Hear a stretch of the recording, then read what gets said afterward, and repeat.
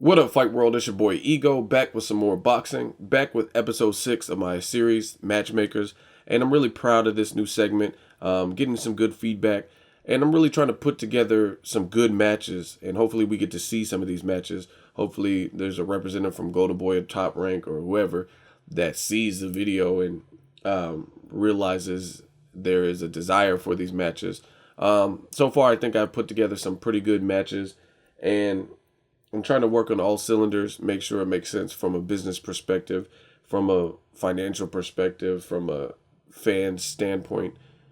Just make sure the fight makes sense. So, in this episode, I have Marcos Maidana versus Shawn Porter as the main event, and I have Adrien Broner versus Lucas Matthysse. So let me explain why I picked this particular matchups and this particular set of events.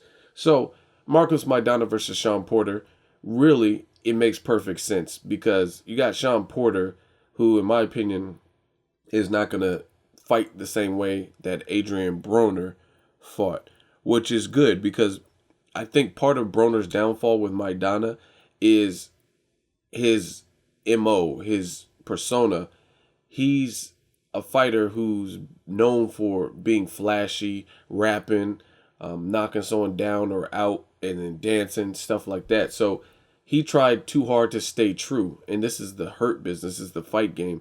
So trying to stick to a game plan like that in a new weight division, he was only 2 fights into, really one, because Marcos Maidana is the fight that we're talking about. So really 1 fight deep into the welterweight division, and he already kind of went into the fight, in my opinion, with a disrespectful attitude. You got a guy who's been in there with Eric Morales, Hall of Famer. He's been in there with Victor Ortiz. He's been in there with Amir Khan before Khan had really received some of the bad publicity that he's received in recent memory. And you went in there thinking you're going to manhandle him and just be too much for him. Plus, you didn't use your legs. Now, if you're fighting a Gavin Reese, you might be able to withstand his shots and not use your legs. But there's going to be people that you can't just necessarily walk down. They got a chin and or they have pop and they can crack themselves. So realistically, I thought his game plan was all wrong. Not using his legs, not trying to box or stop the ambush. But I don't think Shawn Porter's going to fight in that way. Shawn Porter has showed he's a rough customer. He avenged his draw with Julio Diaz by convincingly beating Diaz, who actually had moments where he looked good against Amir Khan, gave Khan problems.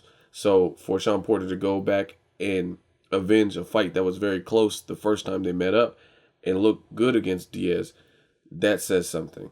Then right after that, he fought a slick southpaw like Devin Alexander and really did his thing and made it awkward, made Devin Alexander uncomfortable, and brought the fight to him. So he's a rough and tumble, rough customer. And that is going to be interesting to me to see against Marcos Maidana, who is basically very similar. I think Porter has better movement. Maidana might be able to crack harder. I don't know. Never been punched by both fighters. And I'm anxious to see how he responds to that.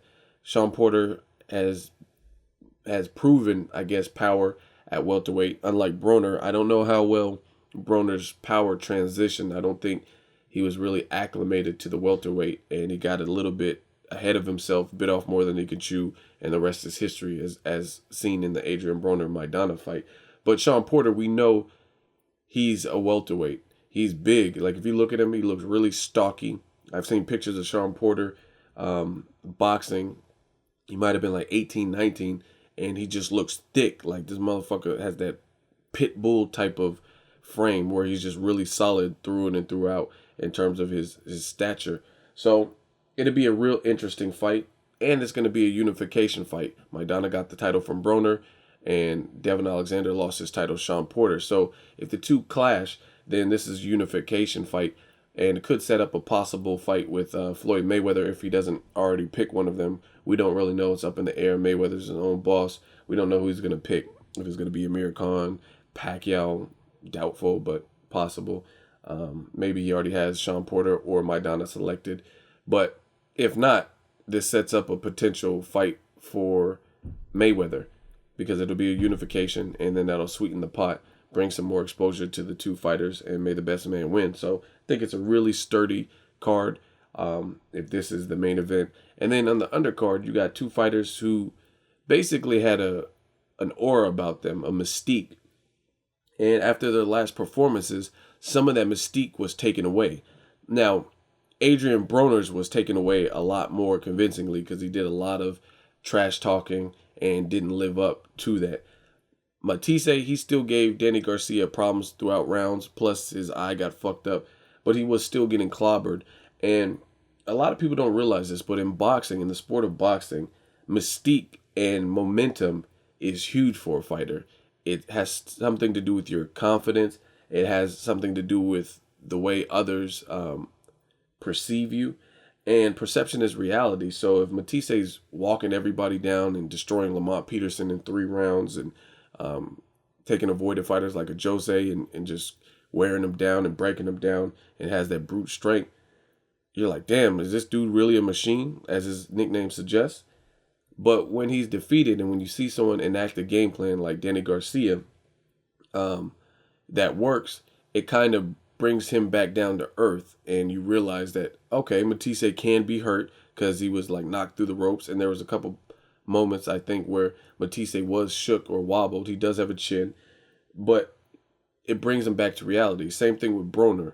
Broner versus Maidana, I mean, we're not used to seeing him get clobbered. That's why I think so many people rejoice based on the amount of trash talking, their disdain or dislike for Broner, and then seeing what Maidana was able to do with him.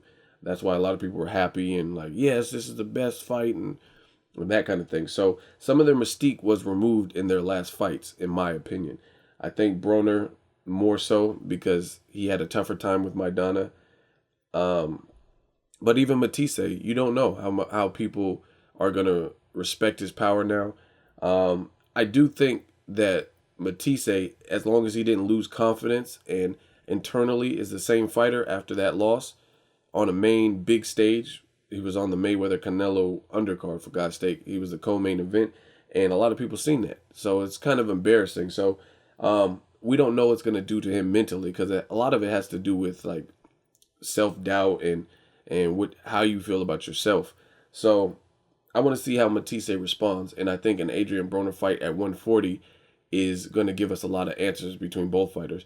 I think Broner's power didn't really transition. It didn't look like his speed has transitioned well to 147, nor his power. So 140 is a division that he could do better. I think Broner possibly could have eventually moved up to welterweight, but like I said, he bit off more than he can chew. He maybe underestimated and kind of bought into what he was selling a bit and just assumed that he was God's gift to boxing to the point where he can just jump weight divisions that are there in place and make it look easy. Like, big bro, AP, Floyd Mayweather, we make it look easy. You can't hit, you know what I mean? He's doing all this stuff, and maybe he really actually started believing it and got away from the basics. So a Matthysse fight's going to say a lot, and people wanted to see the Matthysse-Broner fight before both of them took a loss. Now that they both have taken the loss, I think this would be an excellent comeback fight where we get to see who's who, how much Broner lost in his last fight, how much Matthysse lost in his last fight, and who's the better person. Plus, it's an instant storyline. You got one Argentinian fighter in a higher weight division who uprooted Broner and did what he wanted, and then he's going to go back down to 140 and face the other hard-hitting Argentine. So to me, it's a storyline that can make sense.